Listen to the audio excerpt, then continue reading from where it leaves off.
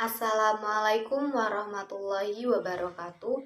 Perkenalkan, nama saya Syafaatunisa, NIM 3581091.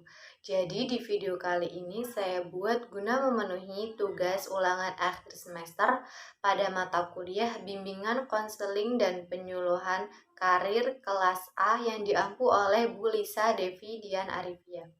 Jadi di video kali ini saya akan membahas mengenai konsep dasar dari bimbingan konseling dan penyuluhan karir. Yuk kita simak videonya. Nah, teman-teman, untuk yang pertama saya mau bahas nih, apa sih definisi dari bimbingan karir? Jadi bimbingan karir ini kan terdiri dari dua kata. Ada bimbingan dan juga ada karir. Kita bahas dulu yang pertama itu ada bimbingan. Bimbingan itu kira-kira apa sih? Jadi bimbingan itu merupakan suatu layanan atau usaha pemberian bantuan yang dilakukan oleh konselor kepada klien.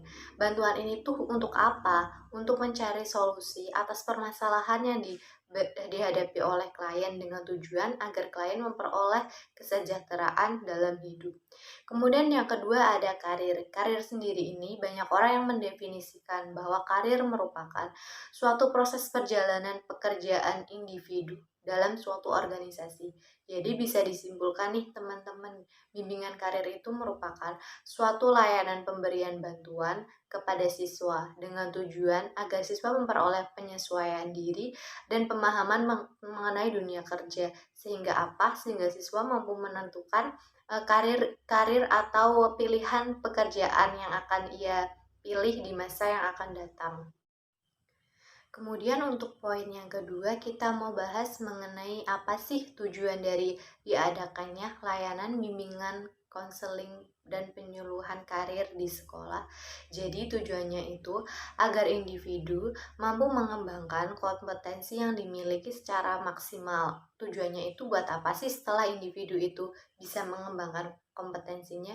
Jadi individu ini itu diharapkan akan mampu memilih profesi atau karir di masa yang akan datang dengan tepat.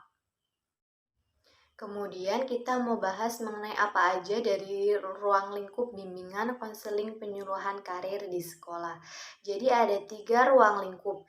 Yang pertama ada prakarir, kemudian ada masa karir, dan juga ada pasca karir.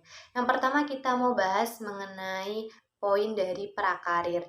Jadi pada poin prakarir ini, siswa diberikan pemahaman mengenai dunia kerja dan juga kesadaran untuk mampu berpikir ke depan.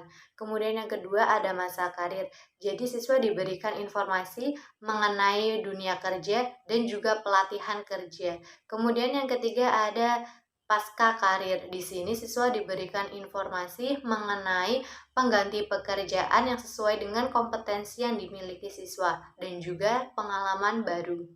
Teman-teman, kita mau bahas mengenai tahapan-tahapan apa aja sih yang diperlukan ketika kita mau bikin program bimbingan konseling dan penyuluhan karir di sekolah. Yang pertama ada tahap perencanaan. Di tahap perencanaan ini, misalnya itu seperti kita melakukan survei ke lapangan. Dalam hal ini kita survei ke sekolah. Yang kedua ada tahap penyusunan program, di mana di tahap ini tuh harus sesuai dengan prinsipnya apa?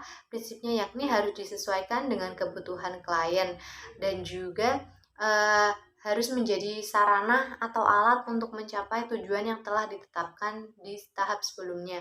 Kemudian yang ketiga ada tahap pelaksanaan program bimbingan karir. Hal ini berkaitan dengan sarana, prasarana, dan juga waktu. Kemudian yang keempat ada tahap evaluasi, di mana tahap ini merupakan tahapan akhir dari program bimbingan konseling dan penyuluhan karir di sekolah.